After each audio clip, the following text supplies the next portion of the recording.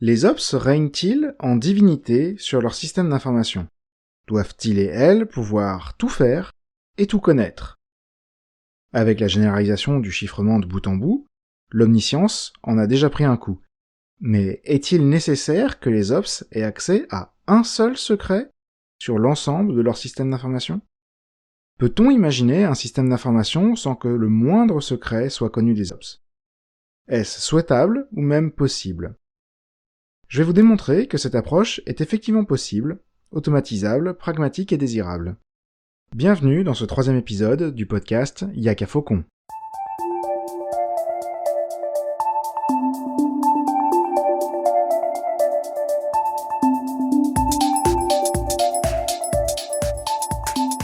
Nombreux sont les outils du DevOps qui permettent la manipulation des secrets. Il y a bien sûr les gestionnaires de secrets comme HashiCorp Vault, OpenBAO, Conjure ou Bitwarden Secret Manager. Les secrets peuvent également être stockés dans la configuration, avec Ansible Vault ou autres databases chiffrés. Les plus téméraires peuvent même les stocker dans l'état d'outils tels que Terraform ou OpenTofu. Pourtant, aucune de ces solutions n'est satisfaisante. Toutes impliquent directement ou indirectement que des ops aient accès à des secrets.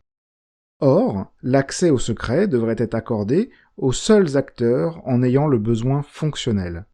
C'est ce qu'on appelle le besoin d'en connaître. Dans un système d'information, ce sont les logiciels qui ont le besoin fonctionnel de ces secrets. Pour s'authentifier, pour signer des documents, pour déchiffrer des communications, etc. La problématique est donc de réussir à fournir aux logiciels les secrets dont ils ont besoin, sans pour autant que les ops les connaissent. Ce n'est pas seulement le respect d'un principe de sécurité que de chercher à ce que les ops n'aient pas accès aux secrets. C'est aussi un problème très pragmatique, lié à la gestion du cycle de vie des secrets. Lorsqu'un ou une ops perd son rôle, que ce soit par démission, changement d'équipe ou tout autre événement, il est nécessaire de révoquer et de remplacer tous les secrets en cours d'usage auxquels cette personne a pu avoir accès. Cela veut dire qu'il faut être en mesure de lister les secrets concernés et de les changer sans perturber la production. En théorie, c'est une chose facile à faire, ou en tout cas automatisable grâce aux outils d'infrastructure codifiés ou aux gestionnaires de secrets. Ces solutions présentent cependant toutes des problèmes que nous allons étudier un à un.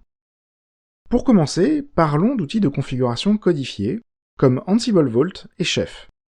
Si vous ne les utilisez pas, c'est le moment de rappeler que ce podcast est chapitré, vous pouvez sauter à la section suivante. Ansible Vault et Chef utilisent tous deux des clés cryptographiques symétriques pour chiffrer les données sensibles. Pour Ansible Vault, le secret symétrique est calculé à partir d'un mot de passe.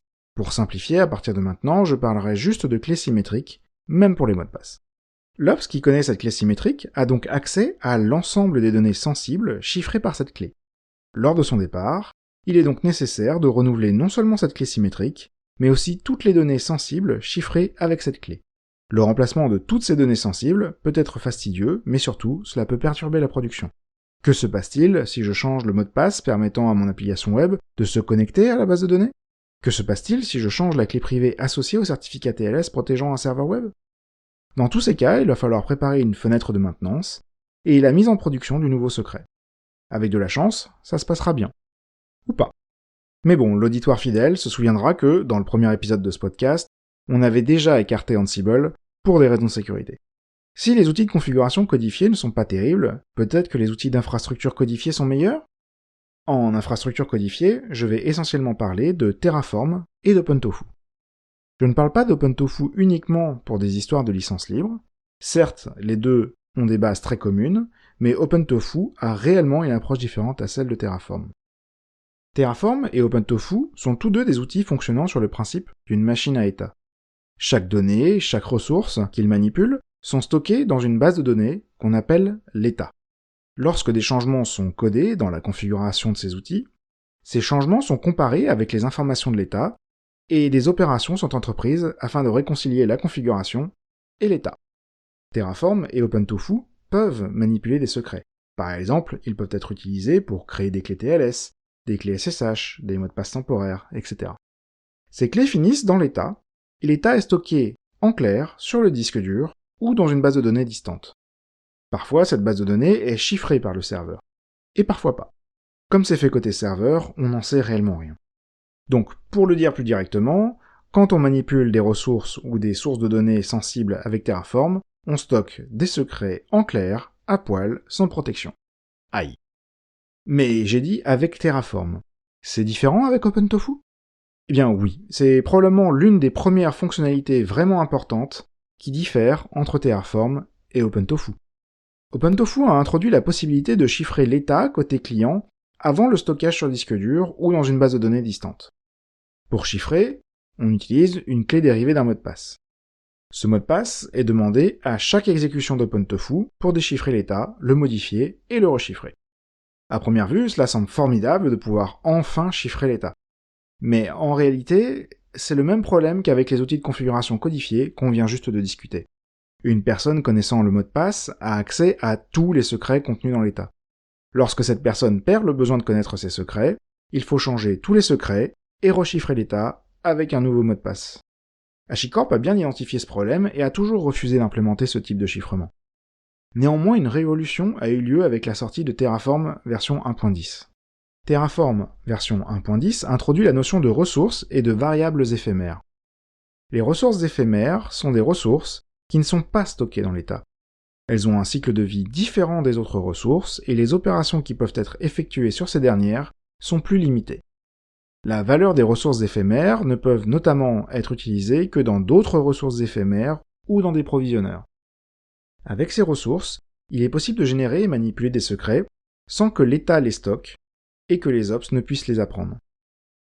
AWS, GCP et Azure ont tous déjà implémenté des ressources éphémères dans leur KMS ou Key Management System. Il ne reste plus que la problématique de la diffusion de ces secrets aux logiciels ayant le besoin d'en connaître.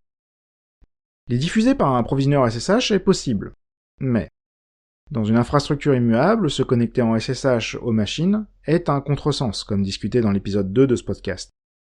De surcroît, la connexion d'un provisionneur à une machine via SSH n'est pas sécurisée, car l'empreinte de la clé SSH du serveur n'est généralement pas vérifiée ou obtenue de façon intègre. Sans cela, difficile de dire si la clé n'a pas été compromise lors de son transfert.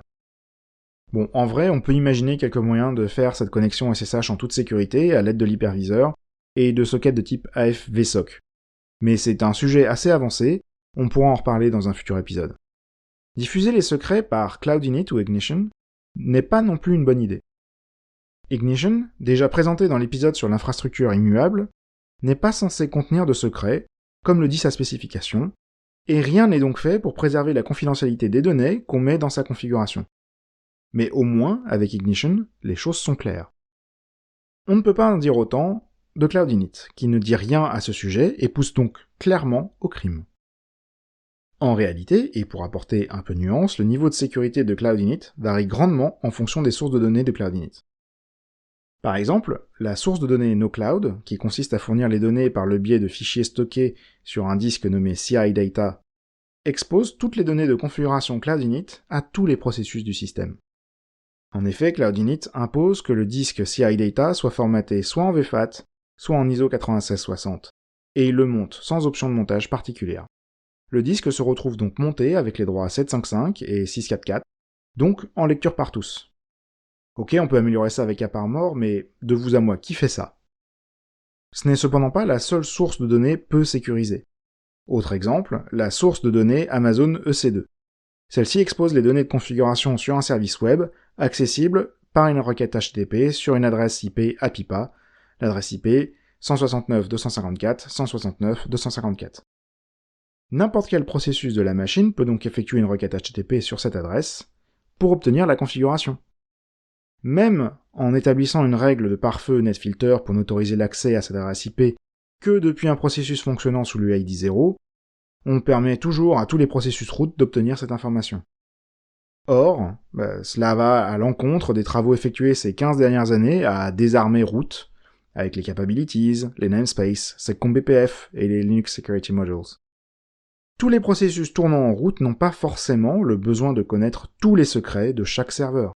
Ici aussi, on peut améliorer ça avec SELinux. Mais qui fait ça ?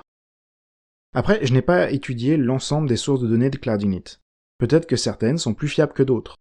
Mais cela élimine déjà pas mal de clouds pour lesquels il faudra une méthode alternative. En parlant d'alternatives, une a déjà été évoquée. Les gestionnaires de secrets, ou KMS, comme ceux proposés par certains fournisseurs de cloud, ou auto-hébergeables, comme HashiCorp Vault et OpenBAO. Les gestionnaires de secrets permettent aux ops de stocker des secrets dans un logiciel.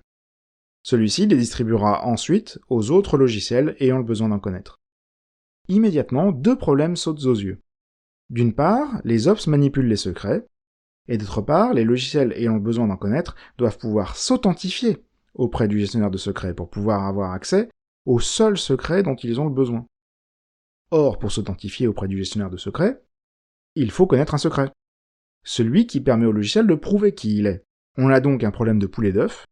Pour distribuer des secrets, il faut avoir distribué un secret. Ces deux problèmes sont contournables, mais ce n'est pas forcément trivial à faire. Pour le problème des ops manipulant des secrets, cela dépend de la nature du secret manipulé. Si c'est un secret symétrique, utilisé par deux logiciels connectés au même gestionnaire de secrets, comme c'est le cas avec une application web qui se connecte à sa base de données, alors le gestionnaire de secrets peut aider. Il suffit au gestionnaire de générer lui-même le secret et de le distribuer aux deux applications.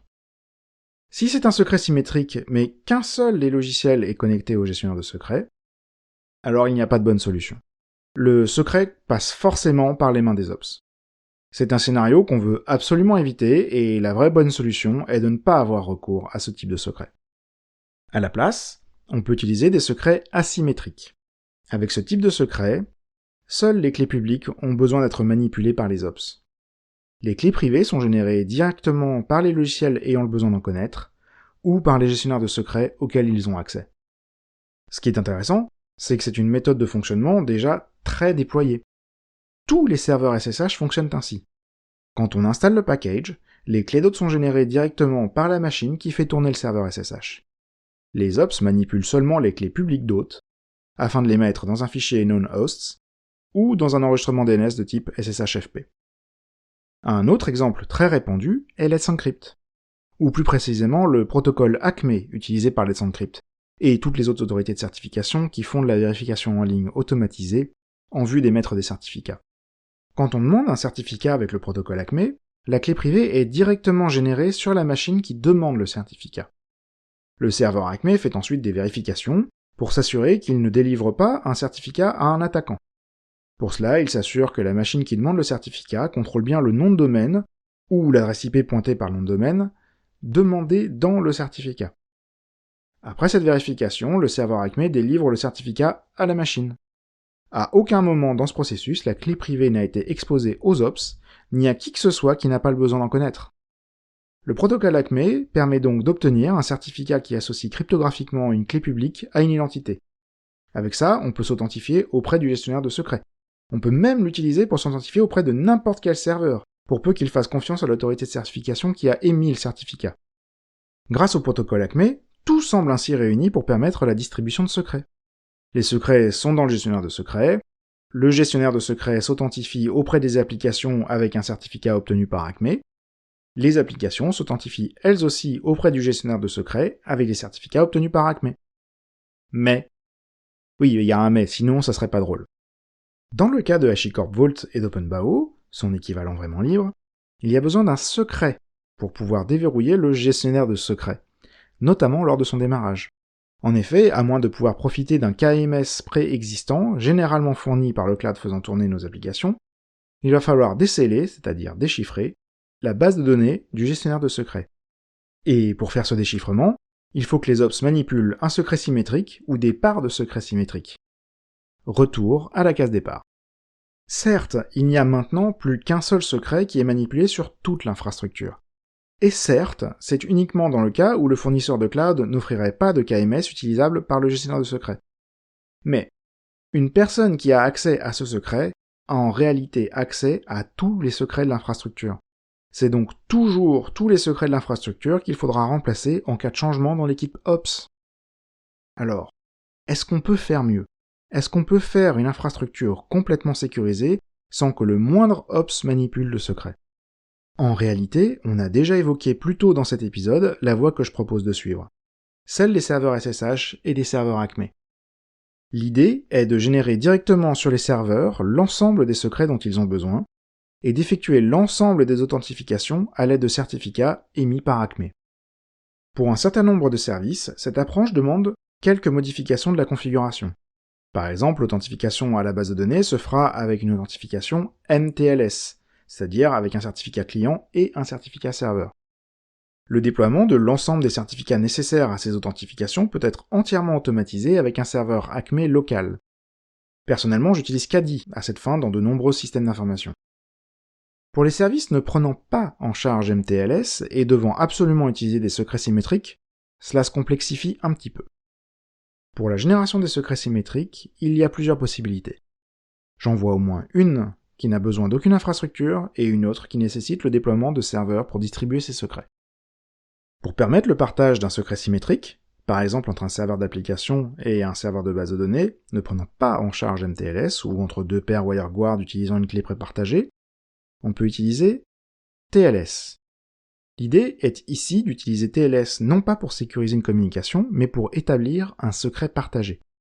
C'est d'ailleurs ce qui est fait à chaque ouverture d'une nouvelle session TLS.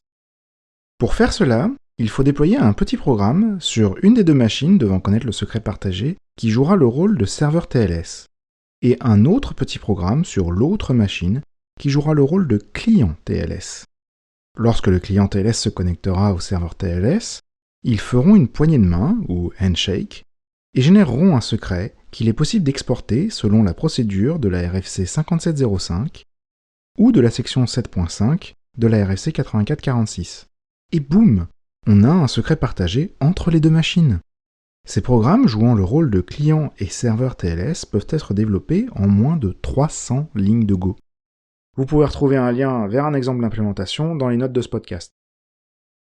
L'autre solution pour le partage de secrets symétriques entre deux machines ou plus nécessite une infrastructure de distribution de clés et de secrets. Cette infrastructure consiste en une grappe de serveurs etcd ou etcd. etcd est un serveur de base de données de type clé-valeur avec un dispositif de contrôle d'accès par clé ou chemin de clé. L'authentification entre les membres de la grappe etcd et entre les clients etcd et les serveurs etcd se font tous en MTLS. En conséquence, toutes les interactions peuvent être sécurisées et authentifiées grâce à un déploiement d'un serveur Acme local. Grâce à cette infrastructure, un des serveurs ayant le besoin de connaître le secret symétrique le génère localement. Il le chiffre ensuite à l'aide de la clé publique contenue dans les certificats de tous les autres serveurs ayant le besoin de connaître ce secret.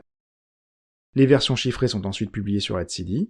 Chaque serveur ayant le besoin d'en connaître pourra se connecter à etcd, récupérer la version chiffrée du secret symétrique, le déchiffrer grâce à la clé privée associée à leur certificat émis par Acme, et boum, tous les serveurs connaîtront le même secret. Avec l'une ou l'autre de ces deux solutions de distribution de clés symétriques, les ops n'ont jamais eu connaissance ni manipulé des secrets. Lorsqu'ils ont été transmis, ils étaient chiffrés. Seules les machines ayant besoin de connaître ces secrets les ont manipulés. Voilà, dans cet épisode, je vous ai présenté un certain nombre de solutions et de non-solutions pour permettre de déployer des infrastructures codifiées sans que les ops ne manipulent le moindre secret. Grâce à cette approche, les changements dans la composition des équipes ops n'ont aucune incidence sur la sécurité des secrets du système d'information.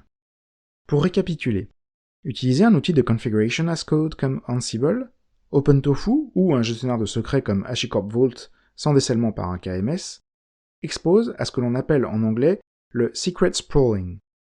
Cette expression indique une divulgation mal contrôlée des secrets, menant à leur divulgation à des acteurs n'ayant pas le besoin fonctionnel d'en connaître, à commencer par les ops.